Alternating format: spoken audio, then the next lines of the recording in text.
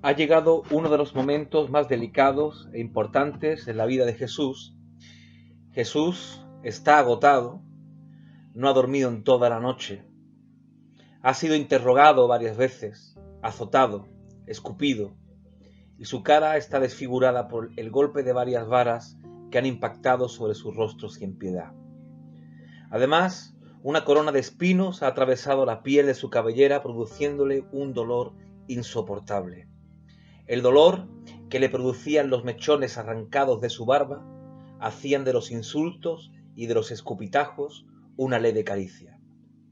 Aturdido y cansado le abren las puertas del calabozo donde ha pasado parte de la noche, donde el frío y la humedad casi no se sentían en un cuerpo inflamado y prácticamente anestesiado por la paliza. Un soldado romano lo levanta con hostilidad, era su trabajo, un judío más. Y Jesús se incorpora y de un manotazo lo echa para el frente. Otro soldado lo agarra y lo posiciona para cargar el yugo de la cruz. A duras penas llega al Calvario. Tuvo que ser ayudado por el hombre llamado Simón de Cirene. Los reos que lo acompañaban, al contemplar el lugar de matadero, se han orinado encima mientras caminan. El horror es terrible. Allí, un grupo de soldados borrachos están preparados con grandes mazos y clavos para perforar los cuerpos de estos hombres a sus respectivos lugares de tormento. Es el momento de Jesús. La multitud, de lejos, calla. Unos a otros se dan ánimos y se observan alegres. El falso Mesías va a ser colgado en el madero. Estos hombres, mujeres y niños que unos días antes habían aplaudido y puesto sobre el suelo que pisaba el pollino sus mantos, ahora gritan, enfurecidos, como hienas, crucificadle, queremos que su sangre caiga sobre nosotros. Terrible. Jesús apenas puede ver. Sus pómulos están tan hinchados y sus ojos tan cansados que la luz imponente del día lo desorbita aún más. Un soldado lo toma, le rasga sus vestiduras y lo empuja hacia la cruz que ya está preparada en el suelo. Todos esperaban que de su boca salieran maldiciones, pero no podía. Apenas podía hablar del dolor tan grande que la cruz rasposa provocaba en su espalda destrozada y desollada. Sin embargo, Jesús sí toma fuerzas para decir algo.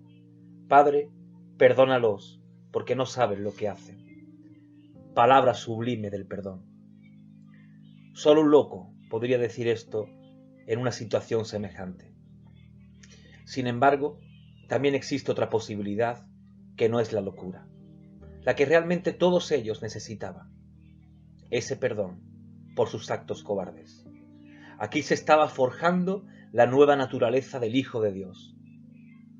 Todos los dolores terribles que Cristo estaba soportando eran como las de una madre antes de dar a luz. En nuestro caso, Jesús estaba pariendo una nueva humanidad, la cristiana. Como bien dice Isaías, pero quiso el Señor quebrantarle, sometiéndole a padecimiento, cuando Él se entregase a sí mismo como ofrenda de expiación, entonces verá su descendencia, prolongará sus días, y la voluntad del Señor en su mano prosperará. Por eso, nuestra naturaleza, nuestra esencia, siempre tendrá la base de ese perdón. Sin perdón no hay nueva humanidad. Sin perdón no hay salvación. Sin perdón no hay inclusión. Sin perdón no se puede saldar ninguna cuenta. En la cruz, cuando Jesús está reconciliando al mundo con Dios, debe comenzar ese perdón. El perdón es la llave que abre la puerta de la nueva ciudad celestial. El perdón es donde los demás quedan en un oscuro pasado triste, en un oscuro pasado pecaminoso, que Dios exilia y entierra lejos de su presencia.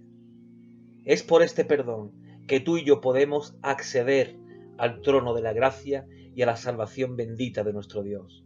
Es este perdón el que nos hace también a nosotros aptos para perdonar. Si nosotros, que fuimos perdonados en aquella cruz, no perdonamos, Todo lo demás no puede tener lugar. Cristo menciona en la oración pura del cristiano esto mismo: Padre, perdona nuestras ofensas, así como también nosotros perdonamos a los que nos ofenden. El perdón, querido amigo, es el tabernáculo y el vínculo perfecto donde el amor, que es su impulsor, se da visiblemente en la comunidad de creyentes y también en el mundo. Esta es una de las lecciones que nuestro Señor nos quiere dejar aún estando en sus últimos minutos de vida. Jesús toca el corazón de Dios, al misterio insondable de su paternidad, a su amor gratuito y absoluto. Jesús nos enseña cuánto amor nos tiene, pero además el acto que requiere también sus hijos en la nueva comunidad creada en el Gólgota. A veces decimos: ¿cómo podemos perdonar? ¿Acaso tú sabes lo que aquel o aquel me hizo? Recuerde el testimonio de Cristo, que olvidándose de sí mismo y de su inmenso dolor, pide perdón para todos, para los jueces que le han condenado, para los soldados que le han crucificado, para la muchedumbre que a gritos pide su muerte, para ti y para mí. No hay pecado tan grande que la misericordia de Dios depositada en sus hijos no pueda perdonar. En el combate de la misericordia siempre ganarás con el perdón.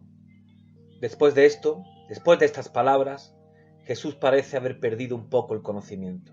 Han perforado sus manos, sus pies, sangre corre por todo su cuerpo y han colocado a dos malhechores crucificados junto a él, uno a la izquierda, otro a la derecha. La compasión del ser humano puede ser maravillosa, pero también la maldad de muchos es sorprendente. Uno de esos malhechores, estando en su misma condición, conociendo quizá el testimonio de Cristo, comienza a murmurarle que se salve él y que de paso también salve a estos dos. La serpiente no descansa. Jesús es puesto nuevamente a prueba como aquella vez en el desierto.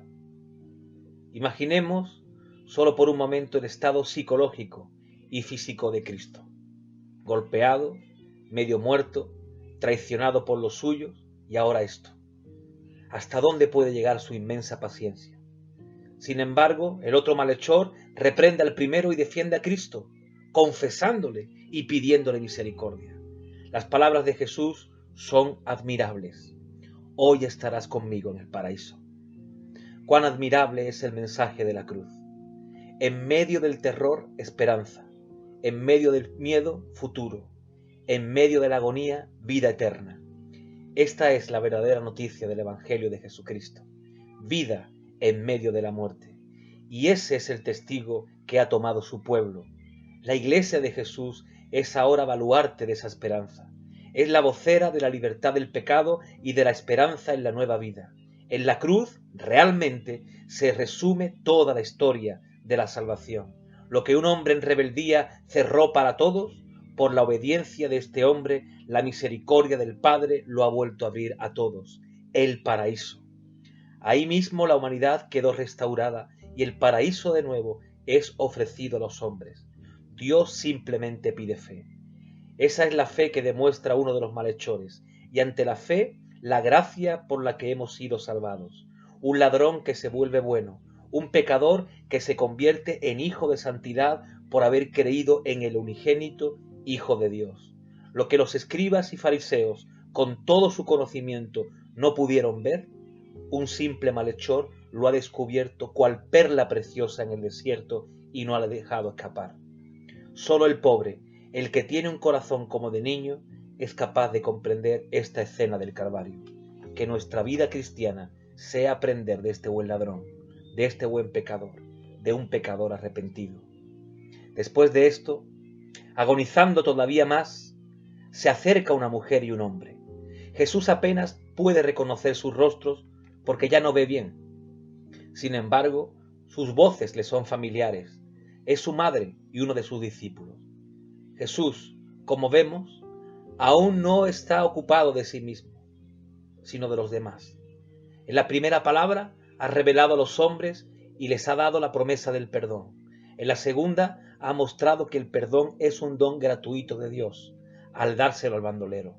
¿No es tiempo ya de olvidarse de todo lo que le rodea y dedicarse a su dolor? No. La revelación del amor tiene que terminar, tiene que continuar hasta el final. En este estado Jesús, al reconocer a su madre y a uno de sus discípulos, al verlos llorar compungidos, le da consuelo. Mujer, ahí tienes a tu hijo, ahí tienes a tu madre. Este es uno de los mayores portentos de la nueva humanidad en Cristo. La Iglesia de Cristo, fundada en el amor y en la sangre del Cordero, es inclusiva. El Salmo 113 nos recuerda esto. Dios hace habitar en familia a la estéril, que se goza en ser madre de hijos. Esta es la función de la Iglesia, darles a los huérfanos, a las viudas y a los estériles hermanos, padres y madres. ¿Qué quiero decir con esto? Que la falta de amor que los pobres de espíritu no tienen porque la desgracia ha planeado sobre sus vidas, la Iglesia lo supla con el poder del amor de Cristo. Si tú necesitas el amor de un hijo, aquí estoy yo. Si tú necesitas el amor de un padre, aquí está tu hermano. Si tú necesitas el amor de un esposo o de una esposa que ya no está, el Señor puede llenar con su Santo Espíritu ese lugar hasta su pronta venida. El Señor nos hace familia, una familia forjada en su sangre. Esta es la tercera regla de la comunidad de Cristo, que comenzó a crear en medio de su dolor. Poco a poco, el sol se va nublando. Jesús tiene pocas fuerzas. Seguramente sus pocas fuerzas eran fortalecidas por el hecho de saber que su Padre estaba con él. Eran casi las 3 de la tarde. Apenas quedaba nadie en la cima del Calvario. En torno a la cruz había aumentado la soledad. Jesús estaba verdaderamente solo. Todos morimos solos, aun cuando estamos rodeados de amor. Allá en su interior, el que agoniza está profundamente solo, librando el último combate. Jesús no quiso sustraerse a esta ley de la condición humana, pero hay una soledad que ningún hombre ha conocido, una soledad a la que hay que acercarse con temor, y esto es lo que en un segundo a Jesús le va a comenzar a suceder. Algo le provoca estupor, que le sube desde los pies hasta la cabeza. El miedo le penetra hasta lo más hondo del ser. No siente la presencia de su Padre. Ahora está solo en la cruz más que nunca. ¿Cómo es esto posible? El rey David comenta en el Salmo 3 que lo que más dolor le produjo en medio de la persecución de su hijo Absalón contra él para matarlo era una frase de aquellos que se burlaban de él diciendo: para ti no hay Dios. En otras palabras, Dios no está contigo. Ese fue el trago más amargo que Cristo tuvo que pasar y que Isaías lo recuerda. El Señor cargó en él los pecados de todos nosotros. A aquel que no había conocido pecado, Dios lo hizo pecado por nosotros, comenta Pablo, a fin de que nosotros nos hiciéramos justicia de Dios en él. Ese es el momento en que Cristo se hace pecado por todos nosotros y por supuesto es un tramo que debe pasarlo solo, pues Dios no tiene comunión con el pecado. ¿Cómo un padre puede abandonar a su hijo en lo más oscuro de su camino? Es ahora o nunca, es la hora de la verdad. El Padre no es malo, lo que pasa es que la naturaleza del Padre no puede ir en ese tramo con Jesús, porque es un tramo que Él tiene que pasarlo solo por amor a la humanidad, porque el pecado de todos nosotros fue cargado en sus lomos. Jesús dice: ¿por qué me has abandonado? Esa era, sin lugar a dudas, la hora que Jesús recordó en Getsemaní que tenía que pasar, beber la copa de la ira de Dios solo. ¿Por qué gritó ahora? Jesús había enmudecido como cordero en el matadero, pero en este momento lanza un grito: ¿por qué me has abandonado? Todo a su alrededor quedó en pausa. Ahora era un diálogo entre Jesús y su Padre. La fe de Cristo tenía que ser probada. ¿Podría depender de Dios incluso aún viéndose solo? Jesús ha tocado fondo en su encarnación. El grito de Jesús no es de desesperación, no lo es. Es una queja acertante, pero amorosa y segura. Es la oración del Salmo 21. La Iglesia debe aprender también a gritarle de este modo a Jesús. Nuestro grito debe ser de gratitud porque su grito fue nuestra salvación. Gracias a esta prueba, Jesús pudo vencer lo que nosotros éramos incapaces de hacer y lo hizo solo, como hombre, como tenía que ser, probado hasta lo más profundo. Es un tramo que el Padre no podía acompañarlo, solo Jesús podía andar por él y lo hizo. Ahora el creyente está acompañado para siempre de la presencia del mismo Espíritu Santo, gracias a esa portentosa prueba que Jesús pasó. Lleguemos a esta comprensión de la salvación y gocémonos, querido hermano. Valoremos al Espíritu Santo que ahora tenemos para nuestra consolación por causa de la soledad de Cristo en la cruz. Y ahora, quizá debido a este temor que humanamente invadió a Cristo y a la pérdida de tanta sangre, su cuerpo quedó deshidratado. Tenía sed, dijo. Es la palabra más radicalmente humana que Jesús pronunció en la cruz. Jesús estaba muriendo de verdad, como verdadero ser humano. Una vez más, ante una imagen que a muchos de nosotros nos llenaría de compasión, el ser humano saca su cara más oscura, incomprensible. Algunos soldados decían que lo dejaran sediento en la cruz, a ver si venía Elías para salvarle. Pero otro, conmovido, mojó una esponja en un jarro de posca, mezcla de vino agrio, vinagre y agua, que además ellos tenían para su propio alivio, y se le acercó a los labios ante la risa de los demás. La sed es uno de los más terribles tormentos del crucificado. Cuando se pierde la sangre, se experimenta enseguida el tormento de la sed. Eso era un tormento además añadido. Ahora Jesús no tiene necesidad humana de un líquido material, pero sigue diciéndole a su iglesia que tiene sed, y que esta sed debe ser también el estandarte del mensaje de su pueblo: sed de amor, sed de compasión, sed de salvación. ¿No es esta la sed de justicia a la que él mismo aludió en las bienaventuranzas?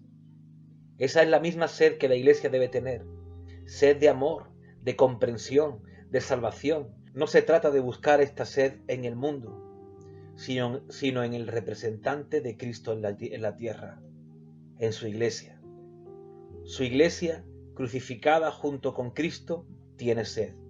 Sed de justicia, sed de alabanza, sed de adoración, sed de oración, sed de búsqueda del Señor, sed de fraternidad y sed de su presencia. Jesús tomó de esta mezcla para refrescar lo poco que le quedaba de vida. Aún le faltaba el grito triunfador. La meta estaba cerca. Él había hablado muchas veces sobre ese día. Jesús estaba llegando a las puertas de la muerte. Su palabra: todo está saldado, todo está cumplido, todo ha quedado pagado. En esta palabra Jesús consuma el plan de redención de Dios hacia el hombre. Queridos hermanos, en esta palabra la muerte estaba muriendo. La gracia se estaba volviendo grande y poderosa a medida que a Jesús le quedaba un hilo de vida. Esto es lo sorprendente y lo misterioso del plan de Dios. Aun cuando nosotros no podamos entenderlo, Dios transforma el oprobio en victoria. Sin embargo, estas palabras de Jesús solicitan además una explicación. Cristo está diciendo que todo el pago por el pecado que Dios ha puesto en él queda saldado. Está pagado tu deuda, está pagada mi deuda. Él es el propio pago.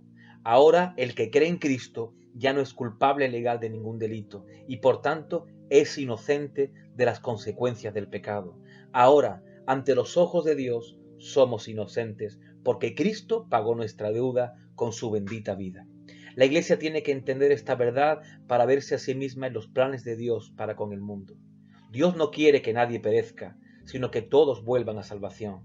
La misma sangre que te compró a ti, que me compró a mí, es la misma que pagó Cristo por el malhechor y el más malvado de los hombres. No existe un precio más alto ni más bajo para uno o para otros, Por tanto, la Iglesia debe fomentar esa igualdad entre los seres humanos y la misma necesidad de salvación. No veamos al prójimo como alguien insalvable. Todos tienen la misma oportunidad y el mismo derecho que tú tienes, que yo tengo, porque Cristo pagó toda deuda de todos aquellos que verdaderamente reconocen que necesitan ser perdonados. Y después de esta verdad, miremos de nuevo al Calvario. La tarde se ha convertido en noche. Jesús apenas puede respirar. Sus pulmones están siendo colapsados por la propia musculatura de Cristo, que cada vez más aprisiona sus costados, porque no puede resistir más estar aguantándose rectamente. Cada vez que se impulsa hacia arriba para tomar un soplo de aire, su cuerpo se desvanece más. La sangre está llenando sus pulmones, los revientan, lo encharcan, de manera que su corazón comienza a acelerarse. Jesús está a las puertas de un shock multiorgánico. Su corazón no puede más. Sabe que su hora ha llegado y exclama su última palabra: Padre, en tus manos encomiendo mi espíritu. Es la palabra más suave y la más dulce que ha podido enseñarnos el Señor para el momento de morir. El hombre teme la muerte y quiere huir de ella. Sin embargo, Jesús no salta al vacío, sino que encomienda todo aquello que ya no está bajo su control al único que puede sostenerle, su Padre. La fe de Cristo es tan grande que aún ante tal situación muere tranquilo. La parte de Cristo era obedecer, la del Padre proponer. Cristo termina su parte. Ahora, confiadamente, le pasa el testigo al Padre para que actúe como Él quiera. Cuánta enseñanza cabe en esta pequeña frase para los hijos de Dios. ¿Queremos de verdad que Dios se ocupe de todos nosotros? ¿De nuestro futuro? En sus manos está, dice el Cristo de la cruz. El Señor nos enseña que en una hora cruenta, de incertidumbre y de horror, la única paz para nuestras vidas es depositar toda nuestra confianza en aquel que nos dio la vida, en aquel que es el mismo ayer, hoy y por toda la eternidad. La Iglesia no debe y no tiene que tener el control de los tiempos, sino tan solo obedecer su cometido y dejar lo demás al único que merece tenerlo, Dios mismo. Querido hermano, querida hermana, estas son las reflexiones que Dios nos ha dejado en este día. Perdón, palabras de vida eterna, inclusión, dependencia, sed de justicia, una inocencia total y legal y una gran confianza en las obras de Dios. Espero que tú y yo meditemos en todas estas verdades de la cruz y las hagamos nuestras, porque palabra de Dios y verdad son para el bien de su pueblo. Que Dios te bendiga.